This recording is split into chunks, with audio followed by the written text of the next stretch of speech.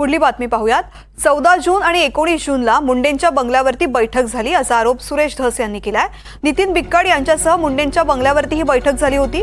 मी सांगितलेल्या तारखा फक्त तपासा, सगळं समोर येईल असं धस यांनी म्हटलंय। मुंडेंच्या सातपुडा बंगल्यावरती खंडणीबाबत बैठक झाल्याचा आरोप सुरेश धस यांनी केलाय।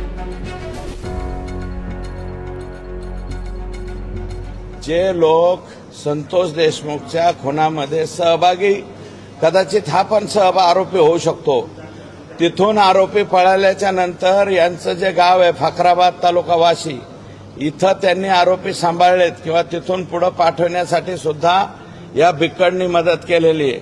हा बिक्कड आज उद्या बहुतेक आतमध्ये सुद्धा जाऊ शकतो, त्याच्याबरोबर फोन आहेत सगळे। आणि वाल्मिक अण्णा कराड आणि धनंजय मुंडे यांच्याबरोबर किती वेळा कुठं बसलेले आहेत ते सगळं मी सांगण्याची काय गरज आहे, पोलीस तपासामध्ये येईल ना। आणि बिक्कड सारखा जो गुंड प्रवृत्तीचा माणूस आहे, ज्याचा बराचसा रेकॉर्ड आहे, अशांनी मला वाटतं मला शिकविण्याची आवश्यकता नाही।